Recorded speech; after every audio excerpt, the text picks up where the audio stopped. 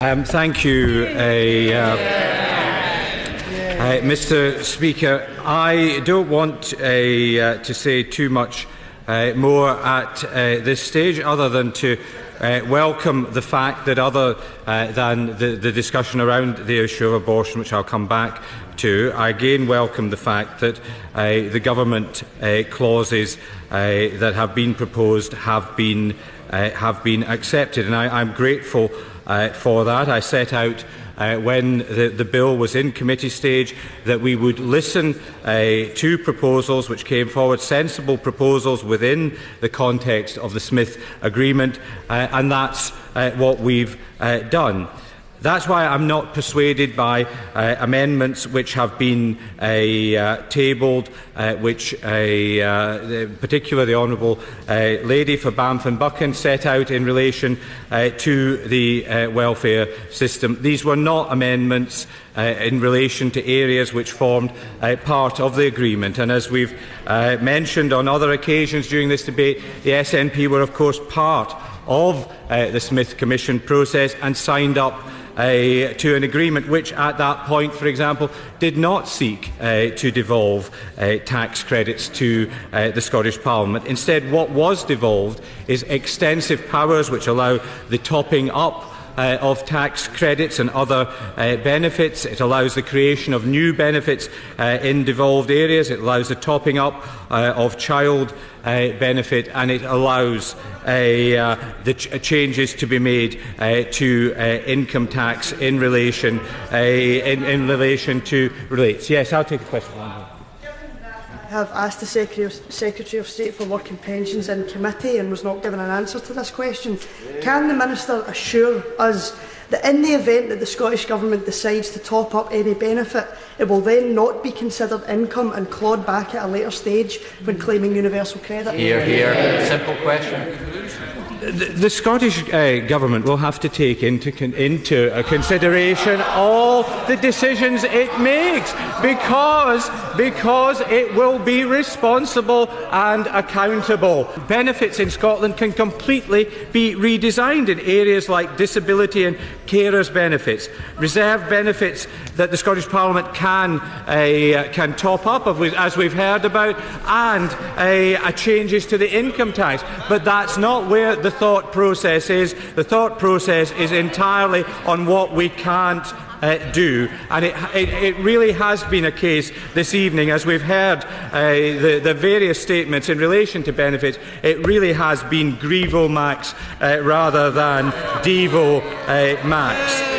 Now, I know that the Right Honourable Lady from Normanton, Pontefract and Castleford does not agree with my position on abortion. I know that she's minded to oppose this measure. But what I would offer to her, even in the context of that opposition, is to meet with her and any of her colleagues who have concerns to discuss how we can best, if my amendment is carried, how we can best take forward this issue to ensure that the matters that she set out do not come to pass. I don't believe that they will. I strongly believe that the Scottish Parliament has the capacity to deal with this issue. I believe that there is no constitutional reason why this amendment should not be made, and the Smith Commission did indeed recommend that it be done. It recommended that it be sensitively done. It recommended that there be a process. I'm very happy to talk about that process. I know that the Scottish Government is happy to talk about that process and engage with interested parties. And I do hope on that basis that the House will not divide on these issues. The Government has set out its amendments. I believe that the amendments set out by both Labour and no, I won't. I believe the amendments set out by both Labour and the SNP in relation to this grouping go beyond what the Smith Commission proposed. I believe the Government amendments deliver the Smith Commission in full, and on that basis I move my Government amendments and hope for the support of the House in that regard. Order. The question is that new clause 14 be read a second time. As many as other opinions say aye. Aye. To the contrary, no. I think the ayes have it. The ayes have it. The question is that Government new clause 14 be added to the bill. As many as other opinions say aye. Aye. To the contrary, no. I think the ayes have it. The ayes have it. Government new clause 34. The Minister to move formally. Thank you. The question is that Government new clause 34 be read a second time. As many as other opinions say aye. Aye. To the contrary, no. I think the ayes have it. The ayes have it. The question is that Government new clause 34 be added to the bill. As many as other opinions say aye. Aye. To the contrary, no. I think the ayes have it. The ayes have it. Government new clause 15. Minister or Whip to move formally. Thank you. The question is that Government new clause 15 be read a second time. As many as other opinions say aye. Aye.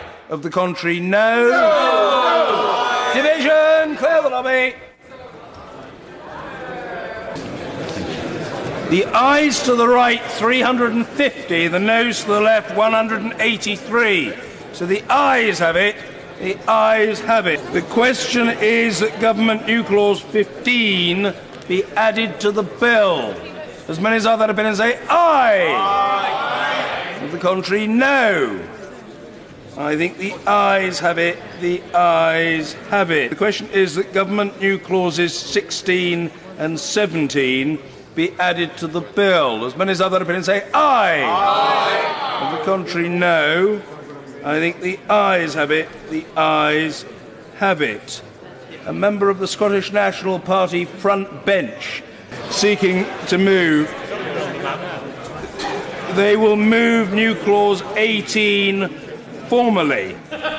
Thank you, Dr. Whitewood. The question is that new clause 18 be read a second time.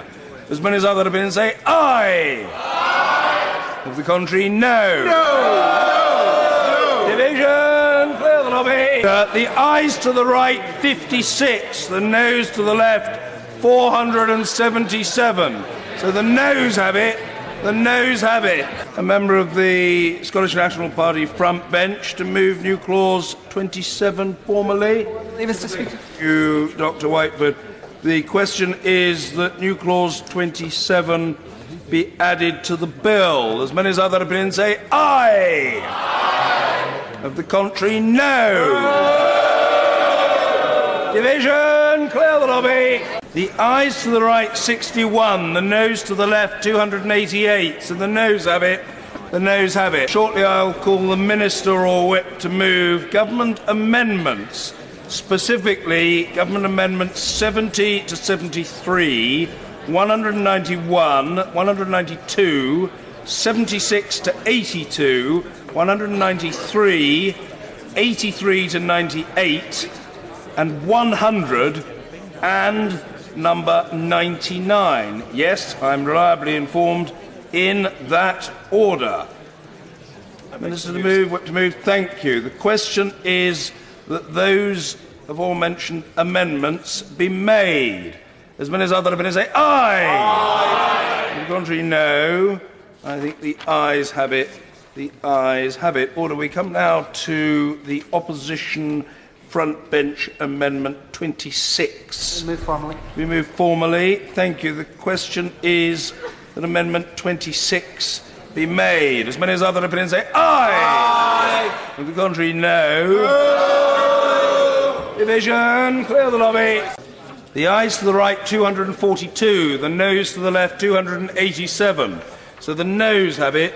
The noes have it. Minister to move Government Amendments 101 to 128, 137 to 154, and 129 to 136. This I believe to be done formally. Thank you. The question is that the said government amendments be made. As many as other opinions say aye. Aye. On the contrary, no. I think the ayes have it. The ayes have it. Order.